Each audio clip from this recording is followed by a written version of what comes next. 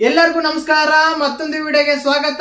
ನಾನು ನಿಮ್ಮ ಡಾರ್ಲಿಂಗ್ ಧನು. Big boss Kannada 13 promo ಬಂದು ಸೈಲೆಂಟ್ ಆಗಿದ್ದು ಯಾಕೆ, ಬ್ಯಾಕ್ ಗ್ರೌಂಡ್ ಅಲ್ಲಿ ಏನ್ ನಡೀತಾ ಇದೆ, ಏನ್ ಅಪ್ಡೇಟ್ ಇದೆ, ಮೇನ್ ಆಗಿ ಈ ಸೀಸನ್ಗೆ ಒಂದು ಮುಖ್ಯವಾದ ಸ್ಪಾನ್ಸರ್ ಯಾರಾಗಿರಬಹುದು, ಯಾರು ಆಗಿರ್ತಾರೆ, ಅದಾದ್ಮೇಲೆ ಬಿಗ್ ಬಾಸ್ ಗಿಂತ ಮುಂಚೆ ಒಂದೇನೋ ಶೋ ಬರ್ತಂತ ಹೇಳಿದ್ದೆ, ಅಗ್ನಿ ಪರೀಕ್ಷೆ ಅಂತ. ಅದಕ್ಕೆ ಆಂಕರ್ ಆಗಿರ್ತಾರೆ, ಏನ್ ನಡೀತಾ ಇದೆ ಎಲ್ಲರಿಗೂ ವಿಡಿಯೋ ಮಾಡಿ ಅಪ್ಲೋಡ್ ಮಾಡಿ, ವಿಡಿಯೋ ಮಾಡಿ ಅಪ್ಲೋಡ್ ಮಾಡಿ ಅಂತ ಹೇಳಿದ್ದು ಆಯ್ತು. ಅದಾದ್ಮೇಲೆ ಇನ್ನು ಯಾರಾದ್ರೂ ಮಿಸ್ ಆಗಿದ್ರೆ ವೈಟ್ ಗೋಲ್ಡ್ ಲಾಗಿನ್ ಆಗಿ ಮತ್ತೆ ಬಿಗ್ ಬಾಸ್ಗೆ ಅಪ್ಲೋಡ್ ಮಾಡಿ ಅಂತ ಒಂದು ಆಂಕರ್ ನಮ್ಮ ಅನುಪಮ ಅವರು ಹೇಳ್ತಾ ಇದ್ರು.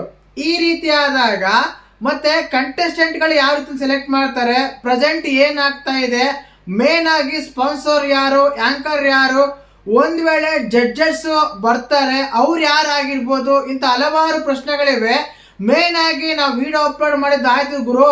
ಅದಾದ್ಮೇಲೆ ಮುಂದಕ್ಕೆ ಏನಾಗ್ತಾ ಇದೆ, ಯಾವ ರೀತಿ ಎಲ್ಲ ಸೆಲೆಕ್ಟ್ ಮಾಡ್ತಾರೆ, ಏನ್ ನಡೀತಾ ಇದೆ, ಇದ್ರಲ್ಲಿ ಕೂಡ ರೋಲ್ ಕಾಲ್ ಇದೆಯಾ, ಇಲ್ಲ ಪೊಲಿಟಿಕಲ್ ಇದೆಯಾ, ಇಲ್ಲ ರೂಮರ್ಸ್ ಸಖತ್ತಾಗಿ ನಡೀತಾ ಇದೆ, ಇದ್ರಲ್ಲಿ ಏನ್ ನಡೀತಾ ಇದೆ ಅಂತ ನೀಟಾಗಿ ಅಚ್ಚುಕಟ್ಟಾಗೆಲ್ಲ ಮಾತಾಡೋಣ. ದಯವಿಟ್ಟು ಚಾನಲ್ ಹೊಸ ನೋಡ್ತಿದ್ರೆ ಮಿಸ್ ಮಾಡಿದ್ರೆ ಸಬ್ಸ್ಕ್ರೈಬ್ ಮಾಡಿ, ಲೈಕ್ ಮಾಡಿ, ಶೇರ್ ಮಾಡಿ. ಮುಖ್ಯವಾಗಿ ಫ್ಯಾಮಿಲಿ ಬ್ಲಾಗ್ಸ್ ADA ಮುಖ್ಯವಾಗಿ ನಮ್ದು ಫ್ಯಾಮಿಲಿ ಬ್ಲಾಗ್ಸ್ ಒಂದು ಚಾನಲ್ ಇದೆ, ADA. ಅದೇ ರೀತಿಯಾಗಿ ತುಂಬಾ ಸಪೋರ್ಟ್ ಮಾಡಿದ್ರ. ಮುಖ್ಯವಾಗಿ ಇನ್ನೊಂದು ಚಾನಲ್ ಇದೆ, ನಮ್ಮ ಫ್ಯಾಮಿಲಿ ಬ್ಲಾಗ್ಸ್ ಎಲ್ಲ ಡೈಲಿ ಬ್ಲಾಗ್ಸ್ ಎಲ್ಲ ಬರ್ತಾ ಇರುತ್ತೆ, ADA ಫ್ಯಾಮಿಲಿ ಬ್ಲಾಗ್ಸ್ ಅಂತ ಚಾನಲ್ ಇದೆ. ಕೆಳಗಡೆ ಡಿಸ್ಕ್ರಿಪ್ಷನ್ ಕೊಟ್ಟಿರ್ತೀನಿ, ಹೋಗಿ ಇಷ್ಟ ಆದ್ರೆ ಜಾಯಿನ್ ಆಗಿ. ನಮ್ಮ ಫ್ಯಾಮಿಲಿ ಬ್ಲಾಗ್ಸ್ ಎಲ್ಲ ಬರ್ತಾ ಇರುತ್ತೆ. ಇನ್ನು ವಿಷಯಕ್ಕೆ ಬಂದ್ಬಿಡೋಣ. ಮೇನ್ ಆಗಿ ಬಿಗ್ ಬಾಸ್ ಸೀಸನ್ 13 ಪ್ರೋಮೋ ಬಂದಂತೂ ಸತ್ಯ, ಸರಿನಾ? ಪ್ರೋಮೋ ಬಂದಾಗಿದೆ. ಪ್ರೋಮೋ ಬಂದಾದ್ಮೇಲೆ ಸಖತ್ತಾಗಿ ಬ್ಯಾಕ್ ಗ್ರೌಂಡ್ ಅಲ್ಲಿ ಕೆಲಸ ಮಾಡ್ತಾ ಇದೆ. ಮೇನ್ ಆಗಿ 100% ಹೇಳ್ಬೋದು, ಲಾಸ್ಟ್ ಸೀಸನ್ ಗಿಂತ ಈ ಸೀಸನ್ ಒಂದು ಸ್ವಲ್ಪ ಅರ್ಲಿಯಾಗಿ ಬಿಗ್ ಬಾಸ್ ಸ್ಟಾರ್ಟ್ ಆಗ್ಬಹುದು.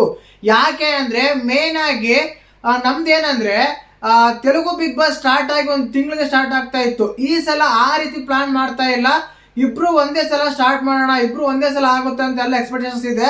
ಕಾರಣ ಏನಂದ್ರೆ ಸ್ಪಾನ್ಸರ್ಸ್ ಇಬ್ರಿಗೂ ಒಬ್ಬರೇ ಇದ್ದಾರೆ, ವೈಟ್ ಗೋಲ್ಡ್. ಮುಖ್ಯವಾಗಿ ನಾನು ಸ್ಟಾರ್ಟಿಂಗ್ ಅಲ್ಲಿ ಹೇಳಿದ್ದಲ್ಲ, ಈ ಸೀಸನಿನ ಮುಖ್ಯವಾದ ಸ್ಪಾನ್ಸರ್ ಬಂದ್ಬಿಟ್ಟು ವೈಟ್ ಗೋಲ್ಡ್ ಅವ್ರು ಆಗಿರ್ತಾರೆ. ವೈಟ್ ಗೋಲ್ಡ್ ಅವರೇ ಅಮೌಂಟ್ ಕೊಡ್ತಾರೆ. ಯಾಕಂದ್ರೆ ಲಾಸ್ಟ್ ಸೀಸನ್ ಅಲ್ಲಿ ಕೊಟ್ಟಿರೋ ಅಮೌಂಟ್ ಕೊಟ್ಟಿದ್ರಲ್ಲ, ಅವರು ಇದಾಗ್ತಾರಲ್ಲ, ಡೆತ್ ಆಗ್ತಾರೆ. ಆದ ಕಾರಣ ಈಗ ವೈಟ್ ಗೋಲ್ಡ್ ಸ್ಪಾನ್ಸರ್ ತಗೊಂತ ಇದೆ, ಸರಿನಾ? ಇನ್ನು ಅದಾದ್ಮೇಲೆ ಮೇನ್ ಆಗಿ ಯಾವ ರೀತಿ ಸೆಲೆಕ್ಟ್ ಮಾಡ್ತಾರೆ ಅಂದ್ರೆ, ಸುಮಾರು ವಿಡಿಯೋಗಳು ಬಂದಿದಂತೆ, ಸುಮಾರು ಅಂದ್ರೆ ಎಕ್ಸ್ಪೆಕ್ಟೇ ಮಾಡಿರಲ್ಲಂತೆ. ಬಿಗ್ ಬಾಸ್ ಟೀಮ್ ಆಗಿರ್ಬೋದು, ಇಲ್ಲ ಕಲರ್ಸ್ ಕನ್ನಡ ಆಗಿರ್ಬೋದು, ಆ ರೀತಿ ಎಲ್ಲ ವಿಡಿಯೋಗಳೆಲ್ಲ ಹೋಗಿದವಂತೆಲ್ಲ ಅಪ್ಡೇಟ್ ಬರ್ತಾ ಇದೆ. ಮೇನ್ ಆಗಿ ಏನಂದ್ರೆ ಅವ್ರೇನೋ ಅಪ್ಡೇಟ್ ಕೊಡ್ತಾ ಇದಾರೆ, ಬಟ್ ನಮ್ಮಂತರೆಲ್ಲ ಏನ್ ಮಾಡ್ತಾ ಇದೀವಿ ಅಂದ್ರೆ, ಅಲ್ಲ ಗುರು ನಾವು ವಿಡಿಯೋ ಅಪ್ಲೋಡ್ ಮಾಡೋದು ಅಪ್ಲೋಡೇ ಆಗಿಲ್ಲ, ಅಷ್ಟು ವಿಡಿಯೋ ಹೆಂಗ್ ಹೋದ್ವು ಅಂತೆಲ್ಲ ನಾವು ಇಮ್ಯಾಜಿನ್ ಮಾಡ್ಕೋಬಹುದು. ಬಟ್ ಅದಕ್ಕೆ ಸ್ಪೆಷಲ್ ಏನೋ ಮಾಡಿದಾರೇನೋ, ಇಲ್ಲ ಸುಮ್ಮನೆ ಏನೋ ಹೇಳ್ತಾರೇನೋ ಗೊತ್ತಿಲ್ಲ. ಸುಮಾರಾಗಿ ಎಕ್ಸ್ಪೆಕ್ಟೇಷನ್ಸೇ ಮಾಡಿಲ್ಲಂತೆ. ಆ ರೀತಿಯಾಗಿ ಪ್ರತಿಯೊಬ್ಬ ಸೋಷಿಯಲ್ ಮೀಡಿಯಾ ಕಂಟೆಂಟರ್ ಕ್ರಿಯೇಟರ್ ಕೂಡ ಸಖತ್ತಾಗಿ ವಿಡಿಯೋಗಳೆಲ್ಲ ಕಳಿಸಿದಾರೆ ಅಂತೆ. ಅದ ಒಂದ್ 4 ಜನ ಟೀಮ್ ಇದಾರಂತೆ. ಅದರಲ್ಲಿ ಮೇನ್ ಆಗಿ ಏನಂದ್ರೆ, first round, second round, third round, fourth round, 4 round ಇರ್ತವೆ. ಫಸ್ಟ್ ಅಂದ್ರೆ ಸುಮ್ನೆ ಈಗ ಒಂದು 1000 ವಿಡಿಯೋ ಬಂದಿದ್ರೆ ಆ 1000 ವಿಡಿಯೋದಲ್ಲಿ 300 ವಿಡಿಯೋ ಫೈನಲ್ ಮಾಡ್ತಾರೆ. ಇನ್ನು 600 ವಿಡಿಯೋ ಕೇಲ್ಕತ್ತಮ್ ದುಕಾನ್ ಬಂದ್ ಮುಗಿತಲ್ಲಿಗೆ. ಇನ್ನು ಆ 300 ವಿಡಿಯೋದಲ್ಲಿ ಮೇನ್ ಆಗಿ ಮತ್ತೆ ಇನ್ನೊಂದು ಟೀಮ್ ಇರುತ್ತೆ. ಅಂದ್ರೆ ಅವರ ಬ್ಯಾಕ್ ಗ್ರೌಂಡ್, ಅವ್ರ ಟ್ಯಾಲೆಂಟ್, ಅವ್ರ ಸೋಷಿಯಲ್ ಮೀಡಿಯಾ ಅದನ್ನೆಲ್ಲ ಕನ್ಕ್ಲೂಷನ್ ಮಾಡಿ ಮತ್ತೆ ಒಂದು 100 ಜನ ಔಟ್ ಆಗ್ತಾರೆ. ಅಂದ್ರೆ 300 ಜನ ತೆಗೆದು ಬಿಸಾಕ್ತಾರೆ. ಇನ್ನು 200 ಜನ ಇರ್ತಾರೆ. ಈ ರೀತಿಯಾಗಿ ಕೊನೆಗೆ ಒಂದು 30 ಮೆಂಬರ್ಸ್ 50 ಮೆಂಬರ್ಸ್ ಮಾತ್ರನೇ ಉಳಿಸ್ಕೊಂತಾರೆ ಅಂತ ಹೇಳ್ತಾ ಇದಾರೆ. ಆಮೇಲೆ ಗ್ರೂಪ್ ಡಿಸ್ಕಷನ್ ಇರುತ್ತೆ, ಇವ್ರು ಯಾವ ರೀತಿ ಮಾತಾಡ್ತಾರೆ, ಇವ್ರ ಟ್ಯಾಲೆಂಟ್ ಏನಿದೆ, ಏನ್ ಮಾಡ್ಬೋದು ಇವ್ರ ಹತ್ರ. ಈಗ ನಾವು ರೀಲ್ಸ್ ಮಾಡೋದು ಬೇರೆ, ಡೈರೆಕ್ಟ್ ಆಗಿ ಮಾತಾಡೋದು ಬೇರೆ, ಅವ್ರ ಹತ್ರ ಒಬ್ಬ ವ್ಯಕ್ತಿ ಬಂದಾದ್ಮೇಲೆ ವ್ಯಕ್ತಿ ಹತ್ರ ಮಾತಾಡೋದು ಬೇರೆ, ಈ ರೀತಿ ಕ್ಯಾಮ್ರಾ ಮುಂದೆ ಮಾತಾಡೋದು ಬೇರೆ. ಆ ರೀತಿ ಆಗಿರುತ್ತೆ. ರಿಯಲಿಸ್ಟಿಕ್ ಆಗಿ, ರಿಯಲ್ ಆಗಿ ಯಾರು ಏನು ಎಕ್ಸ್ಪೆಕ್ಟೇಷನ್ಸ್ ಇಷ್ಟು ಮಾತಾಡ್ತಾರೆ, ಟ್ಯಾಲೆಂಟ್ ತೋರಿಸ್ತಾರೆ ಅಂತೆಲ್ಲ ಕನ್ಕ್ಲೂಷನ್ ಮಾಡಿ ಕೊನೆಗೆ ಒಂದು 50 ಜನ ಮಾಡಿ, ಅದ್ರಲ್ಲೂ ಕೂಡ ನಮಗೆ ಗ್ಯಾರಂಟಿ ಆಗಿ ತೋರ್ಸೋದು 15-20 ಜನ ಮಾತ್ರನೇ. ಆ ರೀತಿ ಎಲ್ಲ ಸೆಲೆಕ್ಟ್ ಮಾಡ್ಕೊಂತ ಇದ್ರೆ ಖಂಡಿತವಾಗ್ಲು 4 ಗ್ರೂಪ್ಸ್ ಇರುತ್ತೆ. ಆ 4 ಗ್ರೂಪ್ಸ್ ಅಲ್ಲಿ ಸುಮಾರಾಗಿ 6 ಜನ ಇರ್ಬೋದು ಅಂತೆಲ್ಲ ಹೇಳ್ತಾ ಇದಾರೆ. ನೋಡೋಣ ಏನೆಲ್ಲ ಆಗುತ್ತೆ, ಏನ್ ಮಾಡ್ತಾರೆ ಅಂತ. ಅದೇ ಮುಖ್ಯವಾಗಿ ನಾನು ಹೇಳಿದ್ದೇನೆಂದ್ರೆ, ಸ್ಪಾನ್ಸರ್ ಬಂದ್ಬಿಟ್ಟು ವೈಟ್ ಗೋಲ್ಡ್ ಆಗಿರ್ತಾರೆ. ಅದೇ ಅಗ್ನಿ ಪರೀಕ್ಷೆಗೆ ಆಂಕರ್ ಅನುಪಮ ಅವರೇ, ಬೇರೆ ಮಾತೇ ಇಲ್ಲ. ಯಾಕಂದ್ರೆ ತೆಲುಗಲ್ಲಿ ಶ್ರೀಮುಖಿ ಇದಾರೆ, ಕನ್ನಡದಲ್ಲಿ ಅನುಪಮ ಇದಾರೆ. ಅಲ್ಲಿ ಮಾಡೋ ಶೋಗಳೆಲ್ಲ ಈ ಶೋ ಇಲ್ಲಿ ಕರ್ನಾಟಕದಲ್ಲಿ ಅನುಪಮ್ ಅವ್ರು ಮಾಡ್ತಾ ಇರ್ತಾರೆ. ಆಸ್ ಇಟ್ ಈಸ್ ಒಂಥರ ಕಾಪಿ ಅಂತಾನೆ ಹೇಳ್ಬೋದು. 100% ಆಗಿ ಬೇರೆ ಮಾತೇನಿಲ್ಲ, ಕಾಪಿ ಮಾಡೋದು ತಪ್ಪೇನಲ್ಲ. ಅಲ್ಲಿ ವೀಕ್ಷಕರು ಅವ್ರು ನೋಡ್ತಾರೆ, ಇಲ್ಲಿ ವೀಕ್ಷಕರು ಇವ್ರು ನೋಡ್ತಾರೆ ಅಷ್ಟೇನೆ, ಸರಿನಾ? ಆ ರೀತಿ ಆಗ್ತಾ ಇದೆ. ಮೇನ್ ಆಗಿ ಅನುಪಮ್ ಅವ್ರು ಆಂಕರ್ ಆಗಿರ್ತಾರೆ, ಸ್ಪಾನ್ಸರ್ ವೈಟ್ ಗೋಲ್ಡ್ ಆಗಿರ್ತಾರೆ. ಮುಖ್ಯವಾಗಿ ಸಕ್ಕದಾಗಿ ಟೀಮ್ ವರ್ಕ್ ಫಾಸ್ಟ್ ಆಗಿ ನಡೀತಾ ಇದೆ, ಸರಿನಾ? ಈ ಜುಲೈ ಸ್ಟಾರ್ಟಿಂಗ್ ಅಲ್ಲಿ ಕಿಚ್ಚ ಸುದೀಪ್ ಅವರ ಒಂದು ಸಿನಿಮಾ BRB ಇದೆಯಲ್ಲ, ಬಿಲ್ಲ ರಂಗ ಭಾಷಾ, ಆ ಸಿನಿಮಾ ಶೂಟಿಂಗ್ ಸ್ಟಾರ್ಟ್ ಆಗ್ತಾ ಇದೆ. ಅದು 1 ಮಂತ್ ಶೆಡ್ಯೂಲ್ ಇರುತ್ತೆ. ಆ 1 ಮಂತ್ ಶೆಡ್ಯೂಲ್ ಆದ್ಮೇಲೆ ಬಿಗ್ ಬಾಸ್ಗೆ ಎಂಟ್ರಿ ಕೊಡ್ಬೋದು. ಬಟ್ ಬಿಗ್ ಬಾಸ್ ನಡೆಸ್ತಾನೆ, ಅವ್ರು ನಡೆಸ್ತಾರೆ. ಅದೇ ರೀತಿಯಾಗಿ ಸಿನಿಮಾ ಶೂಟಿಂಗ್ ಕೂಡ ಹೋಗ್ತಾರೆ ಕಿಚ್ಚ ಸರ್. ಲಾಸ್ಟ್ ಟೈಮಲ್ಲಿ ಕೂಡ ನಡೆದಿದ್ದು ಅದನ್ನೇ ತಾನೆ, ಅದ್ಯಾವುದೋ ಮ್ಯಾಕ್ಸ್ ಸಿನಿಮಾ ನಡೆದಿದ್ದು ಅಷ್ಟೇ. ಅದೇ ರೀತಿಯಾಗಿ ನಡೀತಾ ಇರುತ್ತೆ. ಸಿನಿಮಾಗೂ ಬಿಗ್ ಬಾಸ್ಗೂ ಸಂಬಂಧ ಇಲ್ಲ, ಏನೇ ಸಣ್ಣ ಮಾತ್ರ ಬರ್ತಾರೆ, ಬಂದು ಇದರಲ್ಲಿ ಪಾರ್ಟಿಸಿಪೇಟ್ ಮಾಡ್ತಾರೆ ಖಂಡಿತವಾಗ್ಲೂ ಕಿಚ್ಚ ಸರ್. ಆದ್ರೂ ಕೂಡ ಪರವಾಗಿಲ್ಲ, ಸಖತ್ತಾಗಿ ನಡೆಸ್ಕೊಡ್ತಾರೆ ಕಿಚ್ಚ ಬಾಸ್, ಅದ್ರಲ್ಲಿ ಡೌಟೇ ಬೇಡ ಅಂತ ಅನಿಸ್ತಾ ಇದೆ. ಬಟ್ ಬಿಗ್ ಬಾಸ್ ಅಲ್ಲಿ ಇಷ್ಟೆಲ್ಲ ನಡೀತಾ ಇದೆ.